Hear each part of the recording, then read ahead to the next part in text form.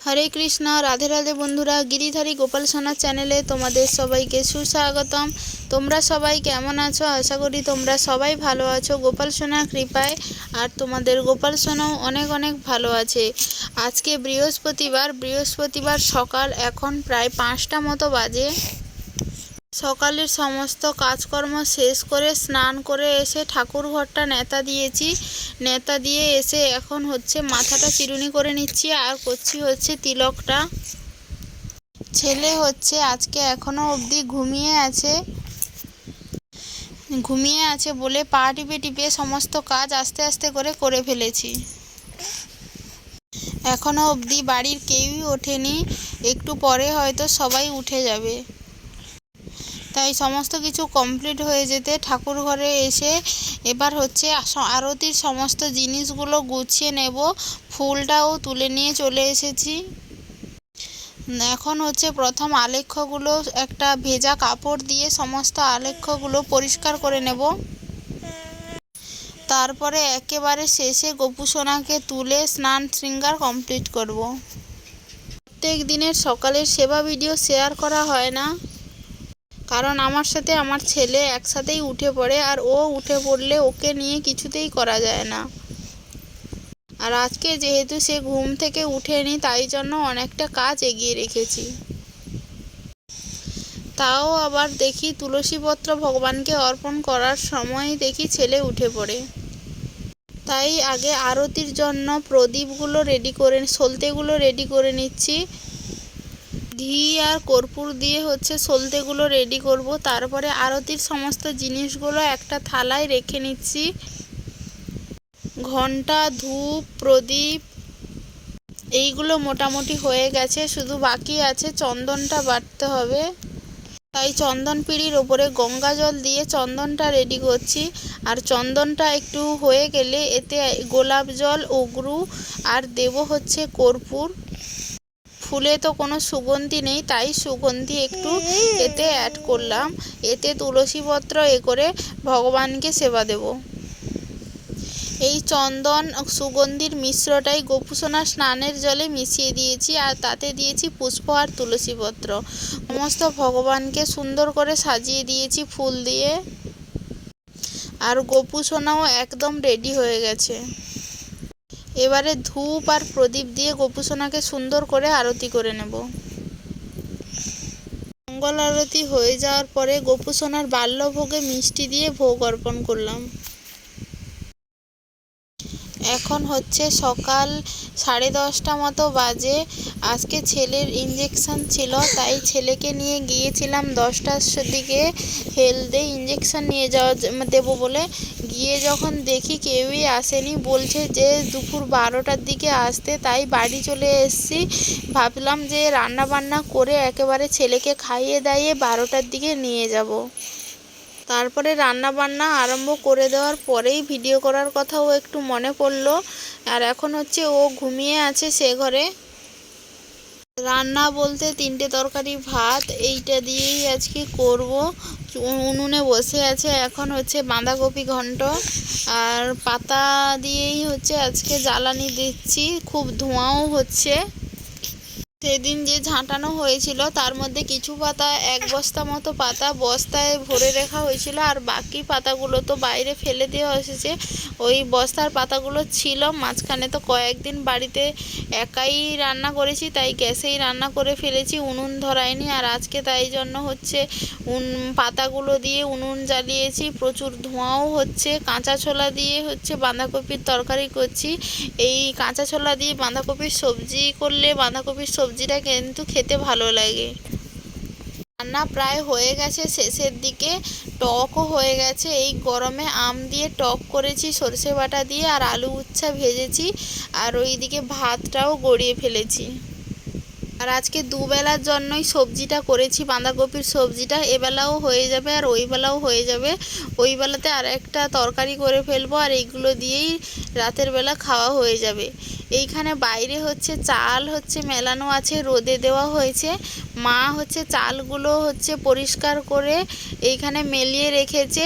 যেহেতু পাখি আসে বাইরে, পাখিগুলো এসে চালগুলো যাতে না ওদিক ওদিক ফেলে ফেলে দেয়, তাই জন্য হচ্ছে তার ওপরে একটা নেট দিয়ে মা হচ্ছে চাপিয়ে দিয়েছে।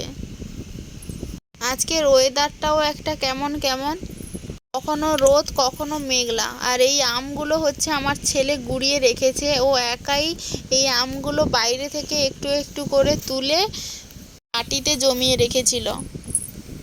আর যখনই একটু গরম লাগে বাড়ির ভিতরে এসে ফ্রিজ খুলে একটু স্প্রাইট খেয়ে নিই।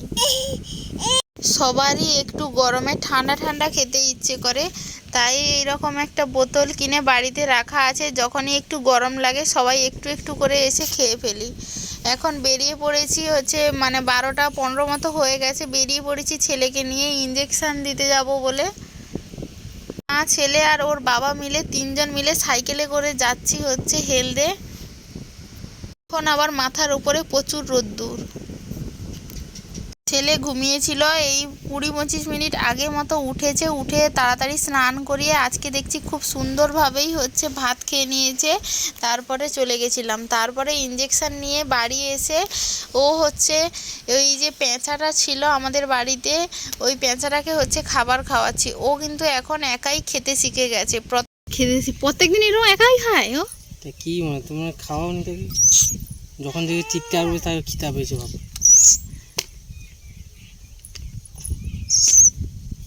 বড় হয়ে গেল তাহলে, খেতে শিখে গেছে মানে বড় হয়ে গেল। আর একজনকে দেখো, বাবা হাত দিস না।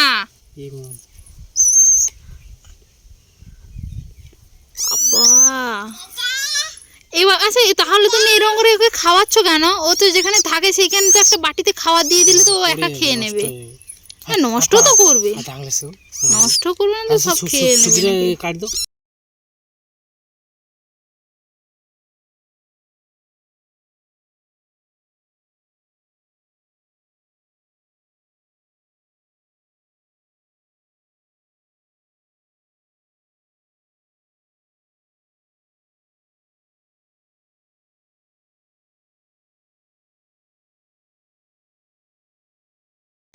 দুপুরের প্রসাদ পেয়ে এইমাত্র এসে বসেছি, সাথে জব ব্যাগটা নিয়ে এসেছি। বসে বসে একটু জব করব বাইরে।